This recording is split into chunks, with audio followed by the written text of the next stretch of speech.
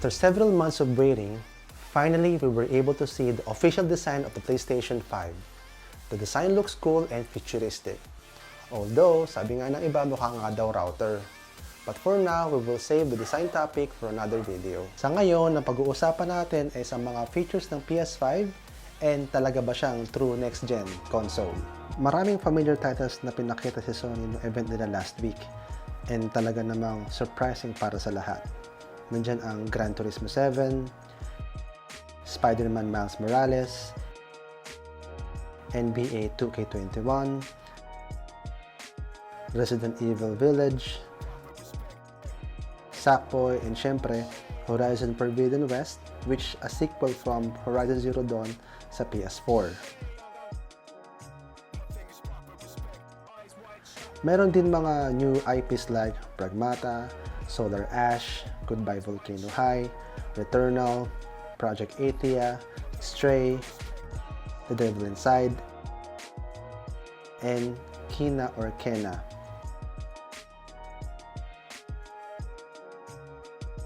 Now, with all of these games shown in the event, what makes the PS5 stand out from other platforms?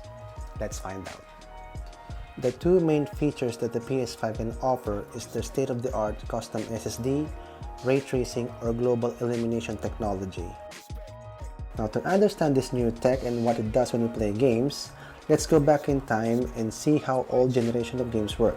Back in the days of Resident Evil 1, or also known as Biohazard, where the system runs at 16-bit, sobrang appreciated natin yung graphics niya kasi nasanay tayo sa 2D models ng games nung panahon na uso pa ang family computer. Pero bukod sa graphics, yung mga developers gusto nila itaas pa ang level ng gameplay experience by trying to make the game as seamless as possible. So ganito yun. Every level has a unique design and feel. Photos on the wall, tables, piano, endless statues, corridors, etc. Na kung titignan siya as a whole, sobrang laki ng level design ng entire map para i-load siya sa system all at once. So a loading screen is necessary whenever the player leaves and enters a room, which is problema siya dahil makaka-apekto yun sa gaming experience ng mga player. As much as possible, wala dapat dull moments.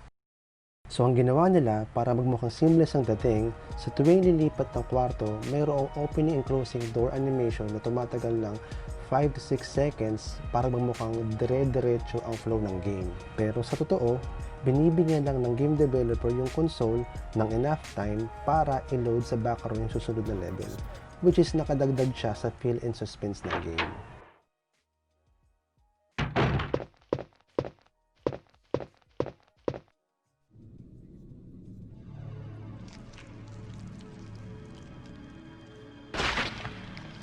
So ang tanong, anong kinalaman nito sa present day gaming platform natin? Malaki. Kasi until now, they are still doing the same approach how they load levels and maps. Lalo na ngayon, mas mataas ang graphical demand ng mga tao sa bawat games na nilalabas. So mas malaki yung map, mas matagal din siya i-load ng system sa screen.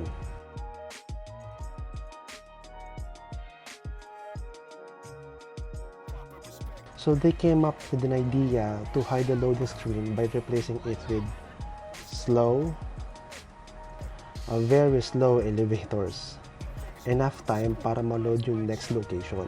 I can't be the only one who misses those times we used to chat in the elevators back on the Citadel. Some games use long corridors and train subway scenes to allow the game to load in the background. Ngayon, may mga pagkakataon din na yung level design or yung map hindi nag-load properly.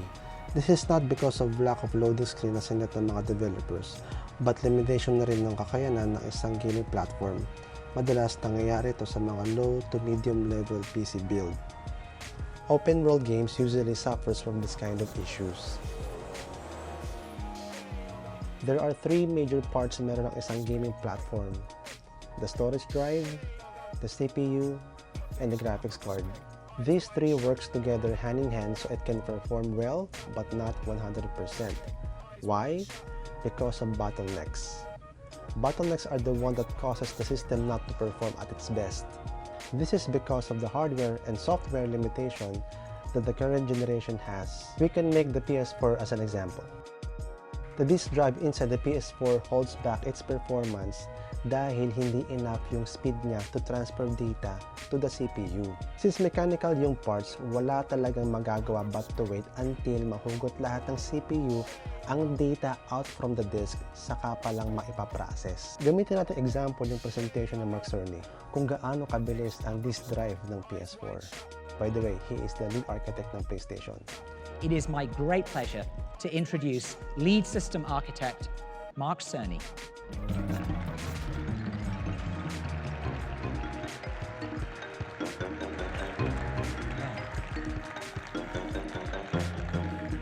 Thank you, Andy.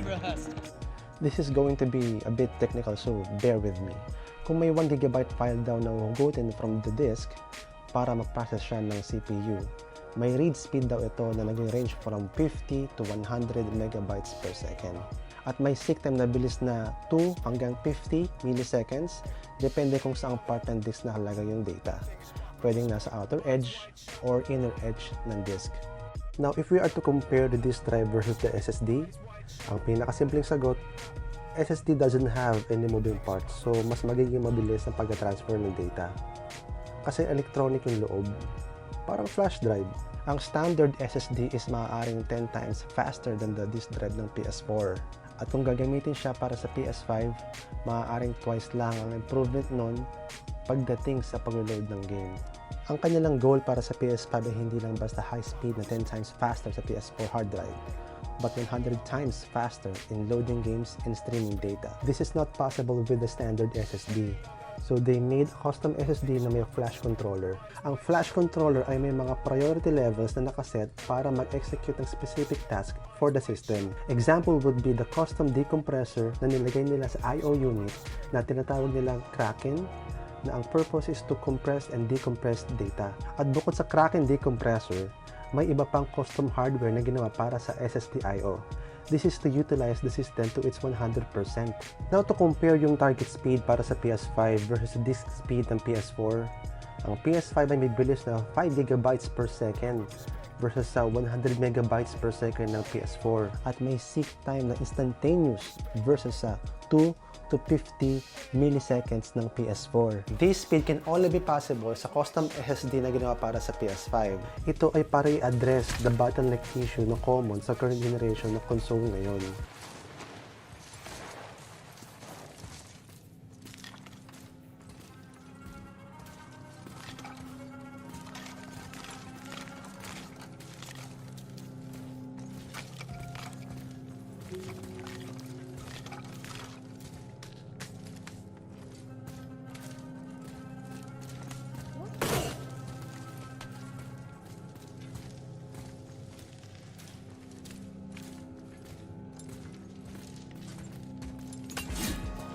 Maganda siyang pakinggan pagdating sa 100% utilization ng system.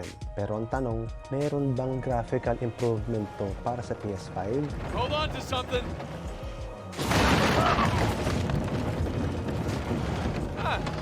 That was a nice change of pace. Yeah, I'm almost disappointed. To answer that question, balik tayo sa mga current and past games na meron tayo. Before, kailangan i-load fully ng system ang level design para makita siya sa screen ng player, which it takes a lot of space sa memory na nagiging dahilan para i-limit ng mga developers ang detail and texture na ilalagay nila sa game. Pero ang approach na maaaring gawin sa PS5 is, sa sobrang bilis ng SSD, there is no need to load the entire level design ng system, but instead, kung ano lang ang dapat makita sa screen, as the player turns around, yun lang ang ilo-load ng system. Sa paraang ito, almost limitless na ang pwedeng gawin ng mga game developers pagdating sa pag-a-add ng textures and details sa game. Just look at the Unreal Engine 5 game demo na ginawa ng Epic Games. Ang Unreal Engine ay isang software na ginagamit sa pang-create ng game sa kahit anong platform, mapa PlayStation man, Xbox, or PC. But for this demo, Unreal Engine 5 na ang ginamit na tumatakbo sa PS5 console. As they zoom in, makikita kung gaano kataas ang level ng detail na kayang i-generate ng engine na to, combined with the PS5's SSD and the graphics processing unit or GPU.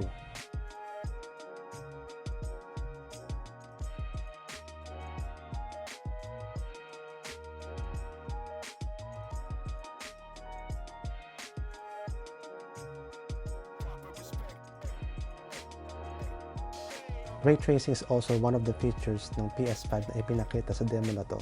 Basically, ang ray tracing ay isang technique na pag-bounce at pag-reflect ng light from one object to another. So, ganyan ang itsura ng game kapag direct light lang at walang bounce light or ray tracing. At ganyan naman ang itsura niya kapag naka-on ang ray tracing o bounce light.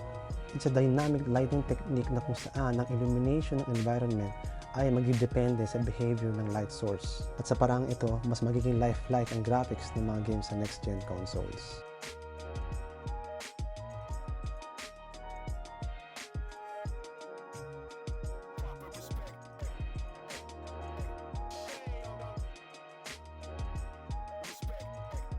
And combine ray tracing with ultra-fast SSD ng PS5, expect a new level of gaming experience.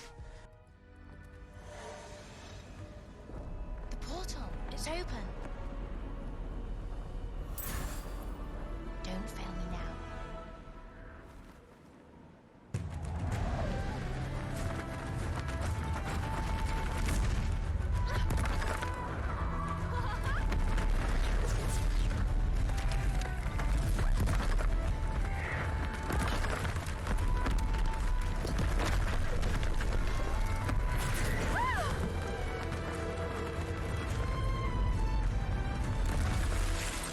With this new technology, loading screen will become obsolete, including slow elevators.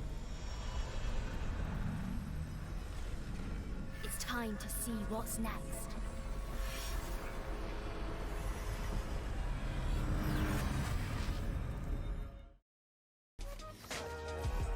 Fast travel is now possible from one place to another because maps can now be loaded instantly. This gameplay demo of Ratchet & Clank shows the real-time features of the PS5's ultra-fast SSD and ray tracing capability. And this is an example of jumping from one map to another na nagpapakita ng true seamless transition.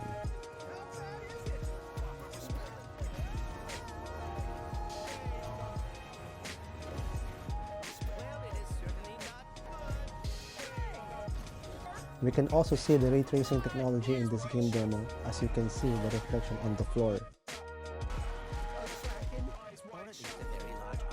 And the calculation ng physics ng game na to is just so overwhelming that the particles are just all over the place.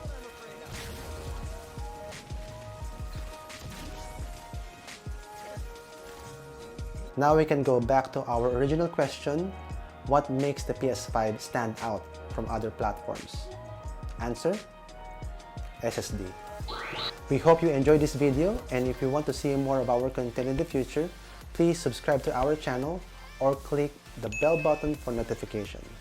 See you guys, and God bless you.